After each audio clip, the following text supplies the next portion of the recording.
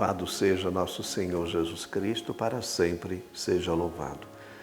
Caríssimos irmãos e irmãs, nós interrompemos a liturgia do tempo comum para celebrar uma festa que sempre cai no dia 14 de setembro. É a festa da exaltação da Santa Cruz. Em dois momentos na sua liturgia, a Igreja ela faz essa veneração, essa adoração à cruz, que é na Sexta-feira Santa e nesta festa. Nós temos duas antífonas, uma é rezada durante a Quaresma, quando nós recitamos a Via Sacra. Nós falamos assim: nós vos adoramos, Senhor, e vos bendizemos, porque pela vossa Santa Cruz remistes o mundo. Depois também, na apresentação da Santa Cruz, na Sexta-feira Santa, naquela cerimônia da Paixão do Senhor, por 3 vezes o presidente da celebração, ou um diácono, quando ele leva a cruz, ele recita: eis o lenho da cruz, do qual pendeu a salvação do mundo. Vinde, adoremos. A cruz, então, é sinal da nossa redenção, é sinal do Cristo Salvador. É um dos símbolos mais conhecidos no mundo de hoje. Utilizado em vários lugares, principalmente, é claro, nos altares, nas nossas igrejas, mas também nas casas. As pessoas às vezes têm o crucifixo, colocam no próprio peito, em lugares públicos. Nós temos a cruz presente nas nossas celebrações, procissões, às vezes nas pinturas, nos nossos cantos. Vamos entender um pouco essa experiência da cruz. Na época de Jesus, os romanos eles utilizavam a cruz como um instrumento de suplício, de punição, de tortura e de morte para os escravos e os não-romanos que praticavam alguns crimes ou se revoltavam contra o poder do Império Romano. Para os gentios, a cruz era uma loucura. E para os judeus era um escândalo, era uma vergonha morrer na cruz. É como se Deus tivesse castigado e abandonado aquela pessoa. É claro, então, no ambiente desse, que os discípulos tiveram muita dificuldade para entender e compreender a cruz de Cristo. Eles queriam um Messias diferente, sem a cruz. Não assimilaram o Messias servo e sofredor. Mas é na cruz que o véu ele se desfaz.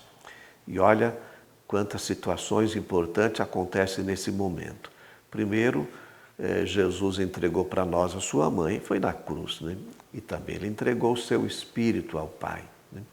Foi proclamado como verdadeiro Filho de Deus na cruz e, segundo os padres da Igreja, no sangue e na água que jorraram do seu lado aberto pela lança do soldado, é o evangelista João que lembra esta cena, nos deixou os sacramentos do batismo e da Eucaristia.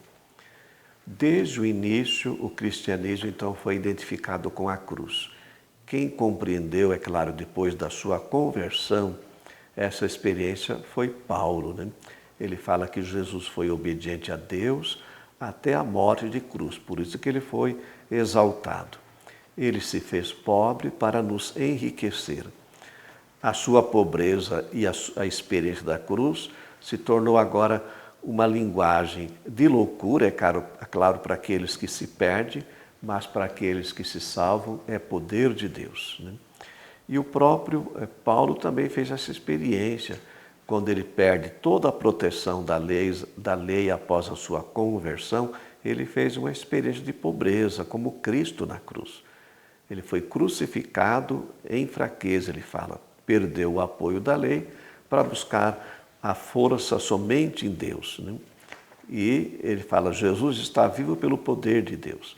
E Paulo tinha essa certeza de que a sua força e a sua liberdade, elas estavam em Cristo Jesus crucificado e ressuscitado. A novidade do Evangelho de Paulo é esse poder de Cristo que acontece na cruz. O crucifixo também foi o livro dos santos. Conta uma história que certa vez São Boaventura recebeu a visita de São Tomás de Aquino. E ele fez uma pergunta a ele: qual livro que ele tinha feito mais uso em suas obras? E ele mostrou, São Boaventura mostrou para Santo Tomás o Jesus crucificado. São Bruno, ele fundou a Cartucha, uma ordem religiosa contemplativa do século XI, que tinha um lema muito significativo. Dizia assim: a cruz é estável enquanto o mundo dá voltas. É verdade, né? Quantas coisas que já aconteceram na história do cristianismo, e a cruz aí está, né, está permanente, ela é estável, enquanto tantas coisas já se passaram, né? Santo Tomás dizia assim: se procuras um exemplo de paciência, encontras na cruz o mais excelente. Santa Rosa de Lima dizia que sem a cruz não há caminho que leve ao céu. E uma experiência muito forte também fez São Francisco, com o crucifixo de São Damião, que marcou toda a sua vida espiritual. Foi nessa capelinha abandonada, diante do crucificado, que ele entendeu a sua missão e a sua missão. E tantos outros santos que nós poderíamos citar aqui. Na liturgia é lido um texto do livro do Número, é uma história um pouco estranha, né? Que aconteceu quando o povo estava no deserto e murmurou contra Deus. Deus enviou aquelas serpentes venenosas que começaram a morder as pessoas e muitas morreram. E o povo depois reclamou com Moisés, pediu socorro. Moisés foi até Deus, que pediu para que ele fizesse uma serpente de bronze e colocasse num poste. Cada vez que as pessoas eram mordidas por essas serpentes abrasadoras, diz o nome, né? Devia olhar para a serpente de bronze e acabava ficando curado. No Evangelho de João, Jesus ele lembrou esse fato e diz assim: do mesmo modo como Moisés levantou a serpente no deserto, assim é necessário que o Filho do Homem seja levantado, para que todos os que nele crerem tenham a vida eterna.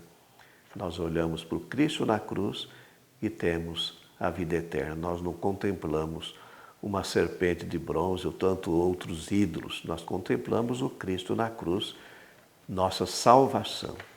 O crucifixo é um mistério, irmãos e irmãs. É sinal do poder de Deus, do seu amor, que chega até a cruz para nos salvar. O amor de Deus revelado em Jesus na cruz é a experiência mais importante que nós podemos fazer, porque é desse amor que nós vivemos. Essa é a novidade que Jesus veio trazer e que devemos acreditar e experimentar. A nossa vocação supõe-se permanecer com o Cristo crucificado, mas também o Cristo ressuscitado que venceu a morte e a cruz. Que a bênção do Deus Todo-Poderoso, Ele que é Pai, Filho e Espírito Santo, desça sobre vós e permaneça para sempre. Amém.